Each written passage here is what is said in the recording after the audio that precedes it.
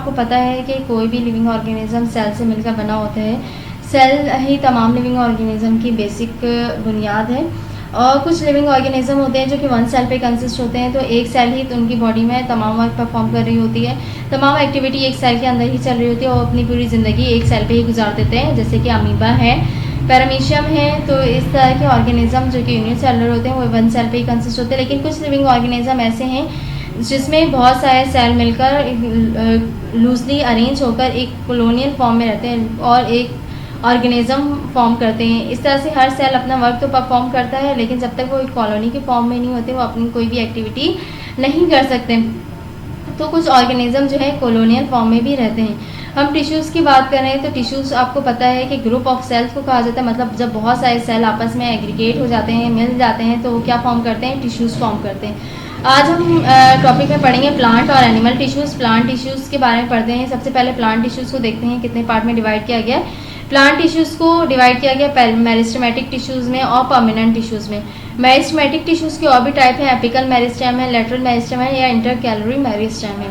Permanent tissues में simple tissues आते हैं, कॉम्प्लेक्स टिश्यूज़ आते हैं। सिंपल टिश्यूज़ में हमारे पास है पैरेन्काइमा, कोलेनकाइमा, स्क्लेरेन्काइमा और कॉम्प्लेक्स टिश्यूज़ में है जाइलम और फ्लोएम।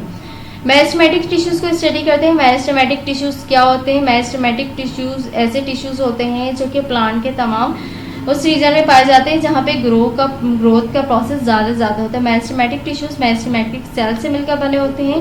ये सेल बहुत ही थिन वॉल्ड होते हैं, इसमें न्यूक्लियस भी मौजूद होते हैं और इसमें वैक्यूल इनिशियल स्टेज में मौजूद नहीं होता। मतलब जब ये सेल फॉर्म होते हैं न्यूली, उस वक्त वैक्यूल फॉर्म नहीं होते हैं, लेकिन जब ये जैसे जैसे बड़े होते जाते हैं ये सेल्स, तो उसके बाद इसमें वैक्यूल फॉर्म होना शुरू हो जाते हैं। ये प्लांट के उस रीजन में पाए जाते हैं जहाँ पे ज़्यादा ग्रोथ का प्रोसेस चल रहा हो, जहाँ पे प्लांट जो है ज़्यादा ग्रोथ कर रहा हो, क्योंकि इस सेल के अंदर डिवीजन होने की सलाहियत होती है, ये डिवाइड कर सकता है अपने आप को, इसलिए जो है ये ग्रोइंग पार्ट में पाए जाते हैं। इसके सेल्स टाइटली पैक होते हैं, एक दूसरे के साथ अरेंज हुए हुए होते हैं, ठीक है। तो मेरिस्टेमेटिक टिश्यूज़ में जो है हम देखते हैं कि प्लांट की ग्रोथ जो होती है लेटरली भी होती है और हॉरिजॉन्टल भी होती है। मतलब प्लांट वर्टिकली भी ग्रोथ कर रहा होता है और हॉरिजॉन्टली भी ग्रोथ कर रहा होता है। जिस तरह से ये प्लांट की बॉडी है, यहाँ पे वर्टिकली ग्रोथ के दौरान क्या होता है कि अपनी लेंथ में इजाफा करते हैं और हॉरिजॉन्टल ग्रोथ के दौरान ये अपनी चौड़ाई में इजाफा कर रहे होते हैं।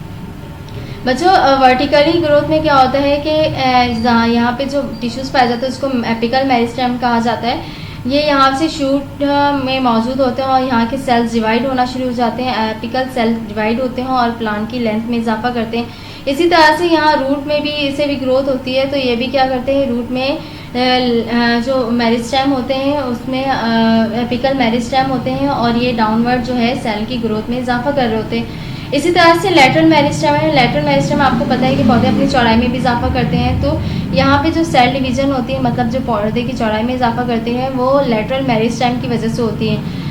इंटरकैलरी मेरिस्टेम वो मेरिस्टेम होते हैं जब प्लांट का कोई पार्ट डैमेज हो जाता है और वहाँ पे दोबारा से नए सेल फॉर्म होना शुरू हो जाते हैं और सेल डिवीजन का प्रोसेस के दौरान यहाँ पे प्लांट का पार्ट दोबारा फॉर्म होना शुरू हो जाता है। तो वो किस वजह से होता है, वो किस सेल की वजह से होता है? वो इंटरकैलरी मेरिस्टेम की वजह से होता है।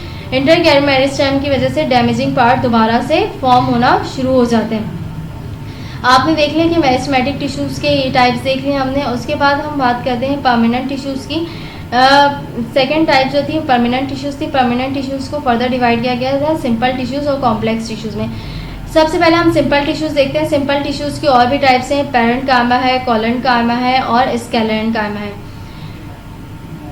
टिश्यूज़ की बात करते हैं। पैरेन्काइमा टिश्यूज़ पैरेन्काइमा सेल से मिलकर बने होते हैं। पैरेन्काइमा सेल्स के अंदर आप देखें इसकी अरेंजमेंट इस तरह से होती है कि इनके दरमियान कुछ स्पेसेस भी पाए जाते हैं। ये इसका टॉप व्यू है और ये इसका साइड व्यू, मतलब ये क्रॉस सेक्शन है और ये एक लॉन्गिट्यूडनल सेक्शन है। बच्चों, यहाँ पे कुछ स्पेसेस भी पाए जाते हैं। ये स्पेसेस जो है प्लांट की बॉडी को फ्लेक्सिबिलिटी प्रोवाइड करती है। इस स्पेसेस की वजह से प्लांट ईजिली फ्लोट कर सकता है। कुछ प्लांट जो होते हैं वो वाटर में रहते हैं, जैसे कि लोटस है, लोटस पानी में फ्लोट करता है, तो इस स्पेसेस की वजह से आसानी से उसमें फ्लोटिंग हो जाती है। इसके अलावा आपको एक लार्ज वैक्यूल भी नज़र आ रहा होगा, इसके अंदर वैक्यूल भी मौजूद होता है जिसकी वजह से ये चीज़ों को स्टोर करके रखती है अपने अंदर। मतलब कुछ ऑयल्स को, कुछ एंजाइम्स वगैरह को या कुछ मिनरल्स वगैरह को स्टोर करके रख सकती है। इसके अलावा पैरेन्काइमा सेल्स में क्लोरोफिल भी मौजूद होता है जिसकी वजह से ये फोटोसिंथेसिस का वर्क आसानी से कर सकती हैं।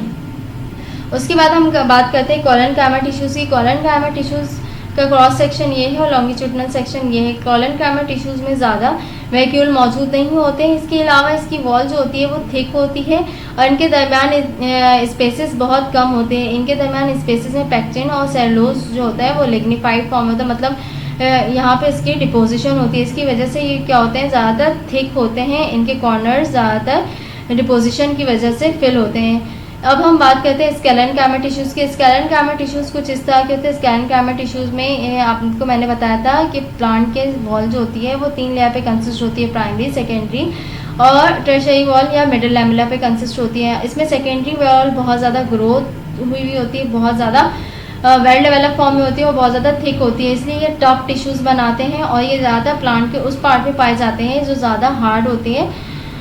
यहाँ देखें इसका लॉन्गिट्यूडनल सेक्शन है। यहाँ पे आप देखें सेकेंडरी वॉल कितनी ज़्यादा फॉर्म हुई हुई है और बहुत ज़्यादा थिक होती है। ज़्यादा सीड कोड में पाए जाते हैं। ये सीड की हार्ड कवरिंग बनाते हैं और इसके अलावा ये डेड सेल होते हैं तो ये कोकोनट शेल में भी पाए जाते हैं। अब हम कॉम्प्लेक्स टिश्यूज़ की बात करते हैं। कॉम्प्लेक्स टिश्यूज़ का नाम कॉम्प्लेक्स टिश्यूज़ क्यों रखा गया है? कॉम्प्लेक्स टिश्यूज़ जो होते हैं वो ज़्यादातर अपनी शेप को चेंज नहीं करते बल्कि एक कॉम्प्लिकेटेड फॉर्म में पाए जाते हैं और इसमें जो है हर सेल का अपना वर्क होता है। कॉम्प्लेक्स टिश्यूज़ जो होते हैं 2 तरह के होते हैं, एक जाइलम और एक फ्लोएम। जाइलम का काम जो होता है वो वाटर की कंडक्शन का काम होता है और फ्लोएम का काम जो होता है वो फूड की कंडक्शन का काम होता है, मतलब ये फूड मटेरियल को एक जगह से दूसरी जगह लेके जाते हैं और जाइलम जो है वाटर को एक जगह से दूसरी जगह ले जाने का काम कर रहे होते हैं। हमने प्लांट के अंदर कुछ परमानेंट टिश्यूज़ को स्टडी तो किया, लेकिन हम परमानेंट टिश्यूज़ के और भी टाइप देखेंगे उसके फंक्शन के बेस पे। सबसे पहले हमारे पास आता है epidermal tissues. Epidermal tissues name से इंडिकेट है ये कहाँ मौजूद होगी, सबसे अपर लेयर में, सबसे बाहर की लेयर में मौजूद होगी। प्लांट की बॉडी में ये आउटर कवरिंग का काम करती है, मतलब प्लांट की बॉडी को प्रोटेक्टिव प्रोवाइड करती है। इसके अंदर जो है स्पेसेस नहीं मौजूद होते हैं। ये आउटर लेयर होती है। प्लांट के अपर और लोअर दोनों तरह की एपिडर्मिस मौजूद होती है। इसमें एपिडर्मल सेल्स मौजूद होते हैं। एपिडर्मल सेल्स में कहीं भी कोई स्पेस मौजूद नहीं होगा। इसके अलावा इसमें वैक्यूल भी मौजूद होते हैं। स्पेसेस ना होने की वजह यह है कि कोई भी चीज़ जो है इसके अंदर एंटर हो जाएगी और ये टिश्यूज़ के अंदर के पार्ट को डैमेज कर सकती है, तो इसलिए इनके दरमियान कोई भी स्पेसेस नहीं होते, डेंसली पैक्ड होते हैं एक दूसरे के साथ। एपिडर्मल सेल्स लोअर और अपर दोनों साइड पे मौजूद होते हैं। ये प्लांट की स्किन बनाती है, प्लांट की आउटर मोस्ट लेयर बनाती है और इसके अलावा यहाँ पे कुछ पोर्स भी मौजूद होते हैं जिसको हम स्टोमेटा कहते हैं। स्टोमेटा के थ्रू जो होते हैं वो एक्सचेंज ऑफ गैसेस का काम चल रहा होता है। ये अपर एपिडर्मिस में भी कुछ स्टोमेटा मौजूद होते हैं और लोअर एपिडर्मिस टिश्यूज़ में भी कुछ स्टोमेटा मौजूद होते हैं। एपिडर्मिस जो होती है वो कवरिंग बनाई इसने और प्रोटेक्शन का काम किया। अब हम ग्राउंड टिश्यूज़ की बात करते हैं। ग्राउंड टिश्यूज़ क्या होते हैं? प्लांट की बॉडी में ग्राउंड टिश्यूज़ जो कि एपिडर्मिस के बाद जो इतनी भी लेयर आती है सेल की वो ग्राउंड टिश्यूज़ होती है। वो ज़्यादातर पैरेन्काइमेटिस सेल की बनी हुई होती है। हमने पैरेन्काइमा को पहले भी डिस्कस किया। पैरेन्काइमा टिश्यूज़ क्या होते हैं? पैरेन्काइमा की बनी हुई होती है और पैरेन्काइमा की बनी होने की वजह से वो क्या होती है, थोड़ी सी फ्लेक्सिबल होती है और उसमें स्टोरेज की सलाहियत मौजूद होती है। ग्राउंड टिश्यूज़ के अंदर स्टोरेज की सलाहियत मौजूद है, मतलब वो चीज़ों को स्टोर कर सकती है। उसमें स्टार्च, ऑयल या कुछ एंजाइम्स वगैरह आसानी से स्टोर हो सकते हैं, वो लॉन्ग टर्म तक चीज़ों को स्टोर कर सकती है। इसके अलावा ये प्लांट को जो है फ्लेक्सिबिलिटी प्रोवाइड करती है। इसकी वजह से प्लांट की बॉडी इरेक्ट रहती है और इसमें डिवीजन का काम भी चल रहा होता है, मतलब जो नए सेल्स फॉर्म हो रहे होते हैं वो ज़्यादातर ग्राउंड टिश्यूज़ से ही फॉर्म हो रहे होते हैं और ग्राउंड टिश्यूज़ के फॉर्म होने की वजह से ही सेल की ग्रोथ में इजाफा हो रहा होता है। मतलब यहाँ पे मेरिस्टेमेटिक टिश्यूज़ मौजूद होते हैं जो कि डिवीजन का काम भी कर रहे होते हैं। फिर उसके बाद हम सपोर्टिंग टिश्यूज़ की बात करेंगे। सपोर्टिंग टिश्यूज़ क्या होते हैं? एपिडर्मिस के बाद ग्राउंड टिश्यूज़ हैं, फिर सपोर्टिंग टिश्यूज़ आते हैं। सपोर्टिंग टिश्यूज़ में ज़्यादातर कोलेनकाइमा और स्केलेनकाइमा आते हैं। स्केलेनकाइमा और कोलेनकाइमा डेड सेल हैं, ये लिग्निफाइड होते हैं। इनके जो सेकेंडरी वॉल होती है वो बहुत ज़्यादा थिक होती है। इनमें जो होती है ये सपोर्ट प्रोवाइड करते हैं, प्लांट की बॉडी को रिजिड रखते हैं, इरेक्ट रखते हैं, मतलब इसकी वजह से जो है इनकी वॉल थिक होने की वजह से है प्लांट की बॉडी स्ट्रेट खड़ी रहती है और इनके सेल्स के दरमियान जो होती है वो एक तनाव पैदा हो जाता है, जिसकी वजह से प्लांट जो है अपना बॉडी को इरेक्ट रख के प्रॉपर वर्क कर रही होती है और इसके सेल एक दूसरे पे आकर कंबाइंड नहीं हो रहे होते हैं। उसके बाद हम बात करेंगे कंडक्टिंग टिश्यूज़। कंडक्टिंग टिश्यूज़ में हम पढ़ेंगे जाइलम और फ्लोएम को। कंडक्टिंग टिश्यू ज़्यादातर कंडक्ट करने का काम करती है, चीज़ों को एक जगह से दूसरी जगह ले जाने का काम करती है, जाइलम और फ्लोएम। जाइलम क्या होते हैं? जाइलम ऐसे टिश्यूज़ हैं जो कि वाटर को एक जगह से दूसरी जगह ले जाने का काम करते हैं, और फ्लोएम ऐसे टिश्यूज़ हैं जो कि फूड मटेरियल को प्लांट की बॉडी में एक जगह से दूसरी जगह लेकर जाते हैं। जाइलम की बात करें तो आपको पता है बच्चों के प्लांट की बॉडी को वाटर की नीड होती है, और फूड मटेरियल ये फोटोसिंथेसिस के थ्रू फॉर्म कर रहे होते हैं, जो कि इसके ग्रीन पार्ट में फॉर्म हो रहे होते हैं। जब भी हम प्लांट की बॉडी में वाटर डालते हैं तो हम ऊपर से ही नहीं डालते, बल्कि हम उसकी सॉइल में देना ज़रूरी होता है। क्यों? क्योंकि प्लांट जो है सॉइल के थ्रू ही वाटर को एब्जॉर्ब करती है। ये प्लांट अपने स्किन के थ्रू जो है वाटर को एब्जॉर्प्शन का काम नहीं कर रही होती है, तो ये सॉइल के थ्रू वाटर को इनटेक कर रही होती है, जहाँ पे जाइलम वेसल्स मौजूद होते हैं। जाइलम वेसल्स कुछ इस तरह के होते हैं, लंबे लंबे इस तरह के वेसल्स मौजूद होते हैं, और इसके अंदर जो है वाटर एब्जॉर्ब हो जाता है, और वाटर जो है इसके एक पार्ट से लेकर दूसरे पार्ट मतलब प्लांट के अपर पार्ट पे भी चला जाता है। तो जाइलम वेसल्स, क्योंकि प्लांट के अपर पार्ट को भी वाटर की नीड होती है, तो ये लोअर पार्ट से लेकर अपर पार्ट तक मूव कर जाते हैं। इसी तरह से जो फोटोसिंथेसिस के थ्रू यहाँ पे ग़िज़ा बन रही है, वो भी प्लांट के दूसरे पार्ट में सप्लाई होना ज़रूरी है। तो क्या होता है कि यहाँ पे फ्लोएम के सेल्स मौजूद होते हैं। फ्लोएम में इस तरह के सीड ट्यूब मौजूद होते हैं जो कि छन्नीदार होते हैं। यहाँ से फूड मटेरियल लोअर पार्ट में भी मूव करना शुरू कर देती है, और रूट को भी ग़िज़ा की ज़रूरत होती है, यहाँ तक भी फूड मटेरियल ट्रांसफ़र हो जाता है। इसके अलावा प्लांट के अगर यहाँ पे ग़िज़ा मेक हो रही है तो प्लांट के अपर पार्ट में भी ग़िज़ा की ज़रूरत है। इस वजह से फूड मटेरियल जो है अपर साइड भी मूव कर जाता है, यहाँ पे भी फूड मटेरियल की नीड होती है। इस तरह के प्लांट की बॉडी प्रॉपर वर्क करती है, और इसको मिनरल्स और वाटर स्टडी करेंगे कि एनिमल टिश्यूज़ क्या होते हैं। जिस तरह से हमने प्लांट की टिश्यूज़ को स्टडी किया, प्लांट की में हमने डिफरेंट टाइप्स के टिश्यूज़ देखे, तो इसी तरह से एनिमल में भी डिफरेंट टाइप के टिश्यूज़ पाए जाते हैं। इसमें एपिथेलियल टिश्यूज़ है, मस्कुलर टिश्यूज़ है, नर्वस टिश्यूज़ है, और कनेक्टिव टिश्यूज़ है। बच्चों, जिस तरह से हमने प्लांट के बॉडी में पढ़ा था कि प्लांट में सबसे आउटर लेयर को हम एपिडर्मिस टिश्यूज़ कह रहे थे, मतलब जो सबसे आउटर कवरिंग है या प्रोटेक्टिव लेयर जो होती है वो एपिडर्मिस की होती है। तो इसी तरह से एनिमल में जो आउटर या प्रोटेक्टिव कवरिंग होती है वो एपिथेलियल टिश्यूज़ की होती है। ये एपिथेलियल टिश्यूज़ है हमारे पास। एपिथेलियल टिश्यूज़ में जो बने होते हैं वो एपिथेलियल सेल के बने हुए होते हैं। एपिथेलियल सेल एक दूसरे के साथ कॉम्पैक्टली अरेंज होते हैं, इनके दरमियान कोई भी स्पेसेस मौजूद नहीं होते, क्योंकि ये स्पेसेस अगर मौजूद होंगे तो कोई भी फॉरेन मटेरियल, कोई भी बाहर से कोई भी मटेरियल जो है अंदर की तरफ एंटर हो सकती है, और ये बॉडी के अंदर जाने के चांसेस होते हैं। तो इनके दरमियान कोई भी स्पेसेस मौजूद नहीं होते। एपिथेलियल टिश्यूज़ जो होती हैं ये इसके नीचे एक बेस मेम्ब्रेन होती है। ये बेस मेम्ब्रेन इसलिए होती है क्योंकि तमाम सेल को वर्क करने के लिए न्यूट्रिशन की ज़रूरत होती है और ब्लड की भी ज़रूरत होती है। तो ये बेस मेम्ब्रेन जो है इसे न्यूट्रिशन और ब्लड सप्लाई करने का काम कर रही होती है। एपिथेलियल टिश्यूज़ एनिमल की बॉडी को किसी भी डैमेज से, इन्फेक्शन से और इंजरी से बचा के रखती है। ये ज़्यादातर एलिमेंट्री कैनाल की लाइनिंग में पाई जाती है, मतलब उसकी इंटरनलिंग लाइन में जो है एपिथेलियल टिश्यूज़ मौजूद होती है।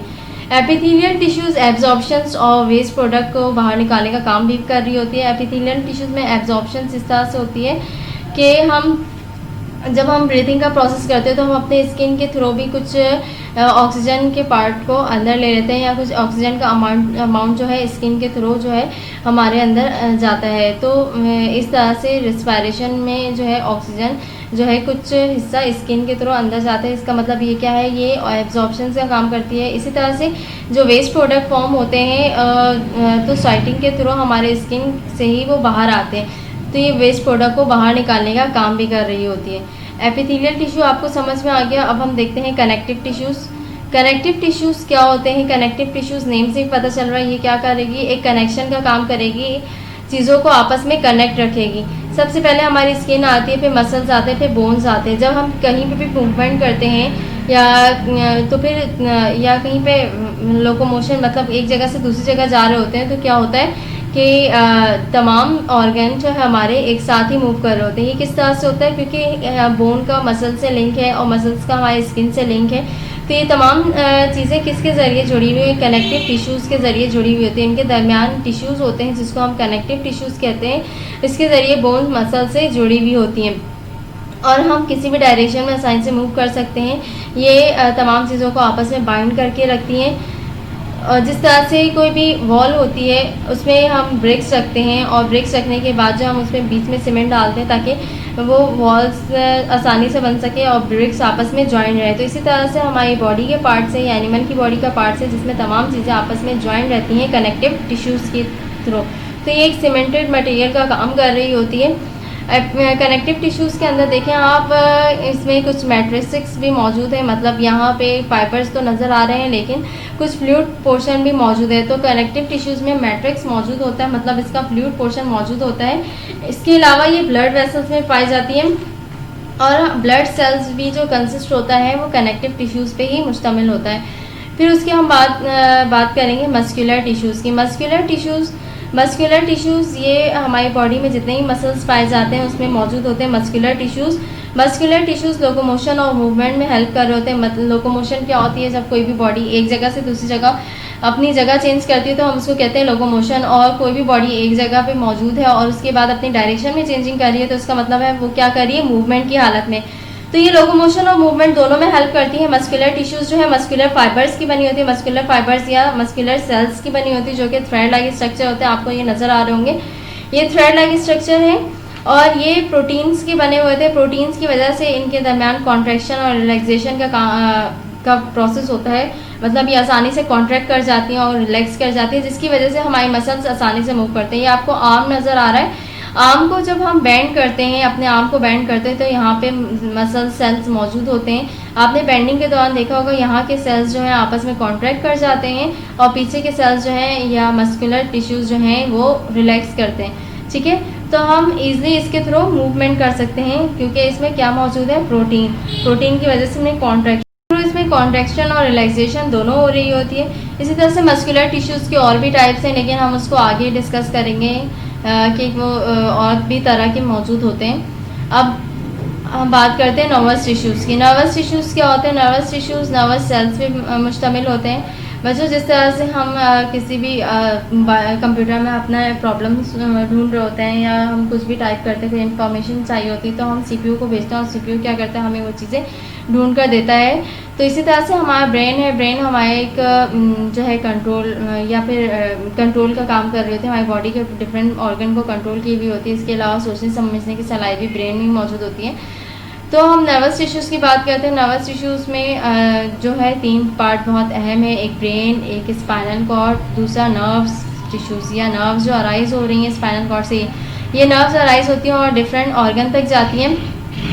बच्चों, ये क्या होता है कि डिफरेंट ऑर्गन अगर हमारी बॉडी में कोई भी गर्म चीज़ टच हो जाती है तो क्या होता है, हमारे नर्व्स टिश्यूज़ फ़ौरन से जाते हैं स्पाइनल कॉर्ड को मैसेज देते हैं और फिर उसके बाद ब्रेन जो है, ब्रेन तक ये बात पहुंचती है और ब्रेन क्या करता है, इसके मुताबिक अपना रिस्पांस शो करता है और ये स्पाइनल कॉर्ड तक आती है बात और दोबारा उस नर्व्स तक जाती है ये रिस्पांस। और उसके बाद जो हम गर्म चीज़ से हाथ हटा देते हैं, मतलब ये एक जो है एक बाकायदा एक सिस्टम के तहत हो रहा है। एक जगह से दूसरी जगह जो है मैसेजेस जा रहे हैं और वहाँ से रिस्पांस शो हो रहा है, आपको रिप्लाई मिल रहा है और आपकी बॉडी वैसे ही बिहेव करी। ये सब किसकी वजह से होता है, ये सब नर्व टिश्यूज़ की वजह से होता है। नर्व टिश्यूज़ न्यूरॉन पे कंसिस्ट होती है। न्यूरॉन्स क्या काम करते हैं, ये सेल सिग्नलिंग का काम करते हैं, ये इलेक्ट्रिक करंट ट्रांसमिट करते हैं या इम्पल्सेस सेंड करते हैं जिसकी मदद से ही यहाँ से सिग्नल जाता है स्पाइनल कॉर्ड में, स्पाइनल कॉर्ड से ब्रेन में और ब्रेन फिर अपना रिस्पांस शो करती है। फिर वो स्पाइनल कॉर्ड पे आते हैं वो रिस्पांस और फिर उसके बाद वो सिग्नल किसको मिलता है, इस नर्व टिश्यूज़ को मिलता है। उसके बाद हमारी बॉडी उसी तरह से बिहेव करना शुरू कर देती है। न्यूरॉन्स की बात करें तो न्यूरॉन्स कुछ इस तरह के होते हैं कि उस न्यूरॉन्स आपको ये इस तरह के ब्रांचिंग स्ट्रक्चर नज़र आ रहा है। न्यूरॉन्स के कुछ शेप इस तरह का होता है कि इसमें एक न्यूक्लियस मौजूद है, बीच में साइटोप्लाज्म मौजूद है और यहाँ पे ब्रांचिंग हुई होती है और ये ब्रांच के थ्रू एक न्यूरॉन दूसरे न्यूरॉन से कनेक्ट होता है और उनके दरमियान इम्पल्सेस या करंट फ्लो कर रहा होता है। ठीक है, ये सिग्नलिंग का काम कर रहे होते हैं। बच्चों, ये हमारे पास था कि हमने टिश्यूज़ के बारे में पढ़ा, एनिमल टिश्यूज़ के बारे में पढ़ा। एनिमल टिश्यूज़ को के टाइप्स को याद कर लीजिएगा, इसके डायग्राम की प्रैक्टिस कर लीजिएगा और अपना बहुत सा ख्याल रखिएगा। अल्लाह हाफ़िज़।